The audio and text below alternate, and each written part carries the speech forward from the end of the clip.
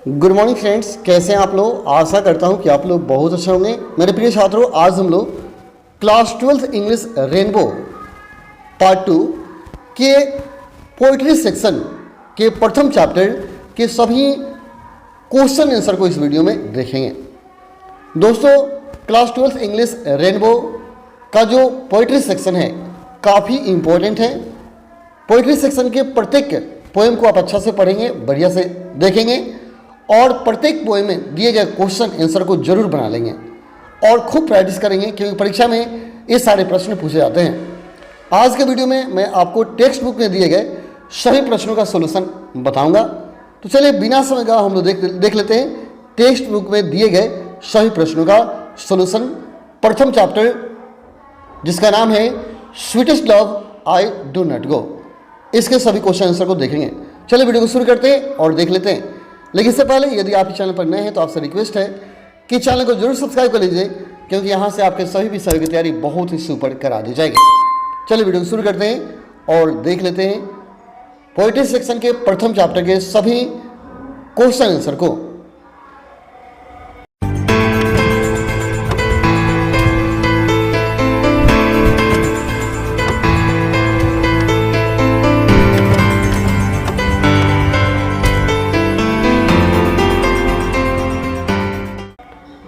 दोस्तों, text book में सबसे पहला जो क्वेश्चन है वह ग्रुप डिस्कशन है। सबसे पहला क्वेश्चन आप देख सकते हैं, पेज नंबर 126 आप निकाल लेंगे रेनबो का।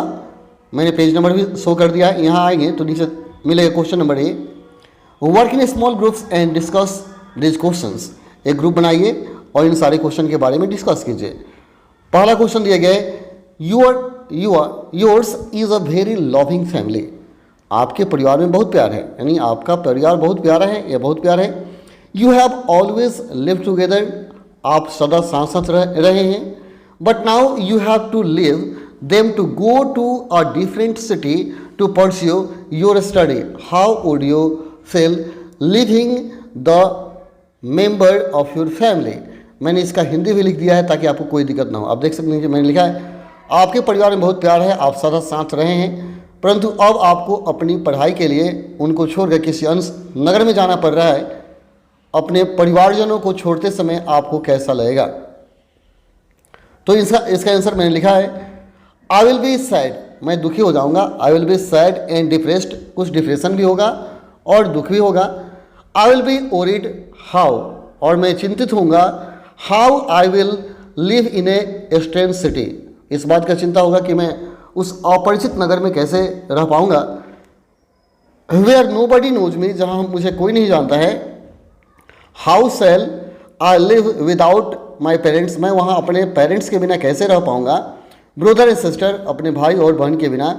Will they miss me, will they miss me, वे लोग हमें मिस भी करेंगे। तो इन सारे बातों को देखते हुए मैं परस्यू करने के लिए जाऊंगा सिटी में, लेकिन कुछ ओडी भी होगा, मैंने इसमें लिखा है। आप इसको देख लेंगे, प्रैक्टिस करेंगे। I will be sad and depressed, I will be worried, how I will live in strange city where nobody knows me, how shall I live without my parents, brother and sisters, will they miss me, वे लोग मुझे याद करेंगे। ये पहले question का answer हुआ। दूसरा क्वेश्चन दिया है, इमेजिन, मान लीजिए yourself at A railway platforms, bus stand, to see of your younger brother or sister who studied in Bangalore. What do you say to him, her? What feelings do you have at that time? कहता कल्पना करें कि आप किसी railway station, bus stand पर अपने छोटे भाई बहन को विदा करने के लिए आए हों, जो बेंगलोर में पढ़ता है। आप उसे क्या कहेंगे? उस समय आपकी भावनाएं कैसी होगी? उस समय आपकी भावनाएं कैसी होगी? यानी कल्पना करें कि आप किसी स्टेशन या बस स्टेशन पर अपने छोटे भाई या बहन को विदा करने के लिए आए हैं जो बेंगलोर में पढ़ता है। आप उसे क्या कहेंगे? उस समय आपकी भावनाएं कैसी होगी? तो देखिए, मैंने इसका आंसर लिखा है, I will be overwhelmed with feeling. I will be overwhelmed with feeling, मैं फीलिंग से ओवरवेल्म अभिभूत हो जाऊंगा। But I will check them, लेकिन मैं उसे चेक करूंगा। आई विल टेल हिम या her that he or she should not worry about any of us, और उसे मैं बताऊंगा कि हमें से किसी के बारे में चिंता करने की उसे ज़रूरत नहीं है। ही अच्छी, आप जो भी लगाइए ही लगाइए, ये अच्छी लगाइए। Should pay full attention to his study, मैं कहूँगा कि वो अपने पढ़ाई पर पूरा ध्यान दे, फुल अटेंशन दे। I will ring him her up now and then, मैं हमेशा उसे क्या करूँगा, रिंग करूँगा, बात करते रहूँगा, ऐसा कहूँगा। She will soon be alls within the next vacations, वह अगले वेकेशन में निश्चित रूप से मेरे पास आएगी, ऐसा मैं उसे कहूँगा। सी में या ही में write to me if she need anythings, ये जैसे किस चीज़ की ज़रूरत हो तो मुझे लिखेगी और बताएगी कि मुझे इस चीज़ की ज़रूरत है, या बताएगा कि मुझे इस चीज़ की ज़रूरत है। तो ऐसा मैंने इसको आंसर लिख दिया, आप यहाँ से पढ़ेंगे।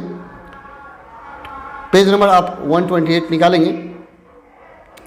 Read the following sentences and write T for true and A for the false statement. पहला क्वेश्चन दिया आपको, सही के लिए टी लिखना है और गलत के लिए एफ लिखना है। पहला क्वेश्चन है, the poet want to go away because he is tired of his beloved, कवि अपने प्रेमिका से दूर जाना चाहता है, दूर जा रहा है क्योंकि वो अपने प्रेमिका से थक गया है। तो आंसर मैंने देखिए सबका आंसर एक साथ मैंने लिखा है। ये क्या है, यह फॉल्स स्टेटमेंट है, ये गलत है, आप इसमें एफ लगा देंगे क्योंकि वो अपने प्रेमिका से थका नहीं है। ठीक है। दूसरा कहता है, the poet has found another lady who is more beautiful, क्या कवि को दूसरी औरत मिल गई है जो बहुत ज़्यादा सुंदर है। तो ऐसा भी कोई बात नहीं, ये भी गलत स्टेटमेंट है, ये भी एफ लिखेंगे।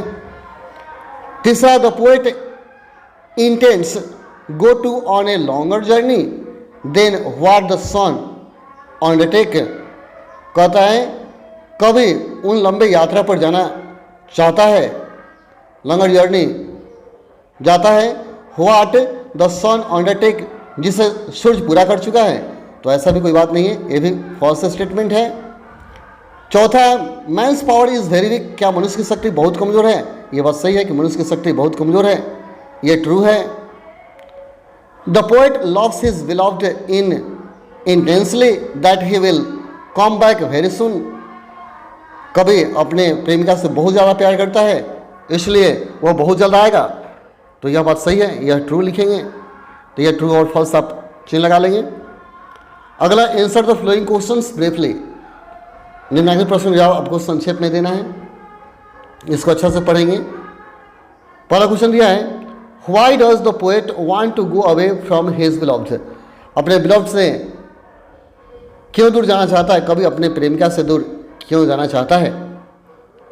तो आंसर होगा, the poet wanted to go away from his beloved because he is tired of her और he can find a more beautiful beloved, कभी अपने प्रेमिका से दूर जाना चाहता है क्योंकि उसे या तो कोई लेडी सुंदर मिल गई है या अपने प्रेमिका से वो थक गया है, ऐसा कह सकते हैं। बट ऐसा कहा जा सकता है, सोचा जा सकता है, लेकिन बट इट लास्ट डेथ, लेकिन सच्चाई तो यह है कि अंत में डेथ मस्ट कम, अंत में मौत निश्चित होना है। एंड सेपरेट देम, और उनसे अलग हो जाना है। So by short separation we teach him to die because each separation is like death, इसलिए इस छोटे से अलगाव में कभी सोचता है कि मैं तुमसे जो अलग हो रहा हूँ वह जो अलगाव है यह मौत के समान है। तो ऐसा कभी मत सोचना कि मुझे या तो ब्यूटीफुल लेडीज़ मिल गई है या मैं तुमसे थक गया हूँ, आप मुझे क्या करो, प्यार से विदा करो, क्योंकि तुमसे छोटा सा अलगाव जो है यह मौत के समान है, इसलिए वह दूर नहीं जाना चाहता है। लेकिन प्रश्न के अनुसार आपका आंसर ऐसे ही होगा, आप इसको अच्छा से लिख लेंगे। अगला क्वेश्चन दिया है, what are the things that sun does not have, वह कौन सा चीज़ है जो सूरज के पास नहीं है। सूरज के पास कौन सी चीज़ नहीं है। What are things that sun does not have, वह कौन सी चीज़ है सूरज के पास नहीं है। तो आंसर होगा, the sun has no beloved, sun के पास कोई प्रेमिका नहीं है। So he has no desire, इसलिए उसका कोई इच्छा भी नहीं है। No motive to return quickly, और ना ही कोई लक्ष्य है जिससे वह जल्दी आ जाए। लेकिन मेरे पास बिलव्ड भी है और डिज़ायर भी है। इसलिए कवि समझा रहे हैं कि सूर्य तो बहुत जल्दी यात्रा पूरा करके चला आता है, उसके पास ना तो प्रेमिका है और ना ही कोई इच्छा है, लेकिन मेरे पास प्रेमिका भी है और इच्छा भी है, और तो मैं उससे भी कहीं ज़्यादा जल्द यात्रा पूरा करके आऊँगा। तो आपका आंसर हो जाएगा। तीसरा क्वेश्चन है, what will make the speaker journey speedier. कहता है वक्ता की यात्रा किस तरह तीव्रगामी हो जाती है, यानी लेखक की यात्रा है तीव्रगामी कैसे बनती है, तेज कैसे हो जाता है। तो आंसर होगा the speaker loves his beloved intensely. लेखक जो है अपने बिलव्ड से बहुत ज़्यादा प्यार करता है। So he has a great incentive and stimulus to get back quickly. इसलिए उसके पास जल्दी आने के लिए क्या है, महान इंटेंस है, इच्छा है, स्टिमुलस है, इसलिए जल्दी आएगा। He shall fly back on the wings of love quickly. वह प्यार के पंखों से बहुत जल्दी उड़ कर आ जाएगा, ऐसा उनका मानना है। इसलिए उनकी यात्रा क्या होती, जल्दी हो जाती है, जल्दी पूरा हो जाती है। तो आंसर होगा, बढ़िया से आप देखेंगे समझेंगे। फिर कहता है what make a man's power feeble. मनुष्य की शक्ति निर्बल कैसे हो जाती है। What makes a man's power feeble, मनुष्य की शक्ति निर्बल कैसे हो जाती है। आंसर होगा man cannot retain or add to his happiness. कहता है man cannot retain or add to his happiness but he always exaggerate his misfortunes. He continuously mourns and cries over his grief. This weakness his power. यानी कभी कहना चाहता है कि कभी भी खुशियों का पल मनुष्य ऐड नहीं करता है, जब भी दुख के समय आता है वह रोता रहता है, जो इसकी कमजोरी है। दिस वीकनेस हिज पावर, उसके शक्ति की यही कमजोरी है कि दुख में वो रोने लगता है। How do singing and weeping affect the speaker। कहता है आहें भरने और रोने से वक्ता पर क्या प्रभाव पड़ता है। जब उसके कवि की जो विलब्ध है वो आहें भरती है, रोती है, तो उसके ऊपर क्या प्रभाव पड़ता है। यानी how do singing and weeping affect the speaker। Answer होगा when a speaker's beloved sigh she dries of his soul। dries of his soul, जो उसकी बिलव्ड है वह कराहती है, आहें भरती है, तो उसका जो सूल है ड्राइज अप हो जाता है। when she weeps she decays his blood। और जब वह रोती है तो उसका खून जो है सूखने लगता है, यही प्रभाव उसके ऊपर पड़ता है। अगला है how does the beloved waste the speaker's life. उसकी प्रेमिका उसका जीवन कैसे नष्ट कर रही है। How does the beloved waste the speaker life, उसकी प्रेमिका उसका जीवन कैसे नष्ट कर रही है। आंसर होगा since he is her best part. क्योंकि उसकी प्रेमिका उसका सबसे बेस्ट भाग है, शरीर का एक पार्ट है। बाय वेस्टिंग हर लाइफ, इसलिए वह उसका जीवन वेस्ट कर रही है। She will in fact waste his life, वह वास्तव में उसका जीवन बर्बाद कर रही है। Because she is weeping she is shining this way she effect her life, इस तरह वह उसका जीवन प्रभावित कर रही है। अगला क्वेश्चन दिया है in what way will the lovers remain United. किस प्रकार लवर एक रहते हैं, प्रेमी किस प्रकार संयुक्त रहते हैं। The poet say that those who love each other, कभी कहता है कि वह जो एक दूसरे से बहुत प्यार करते हैं, कैन नेवर बी सेपरेटेड, कभी एक दूसरे से अलग नहीं होते हैं।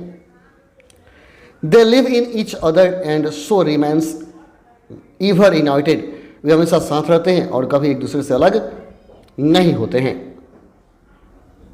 तो इस प्रकार ये आपके क्वेश्चन का आंसर है। आप इन सारे प्रश्नों का उत्तर नोटबुक में लिख लीजिए और अच्छा से याद कर जाइए।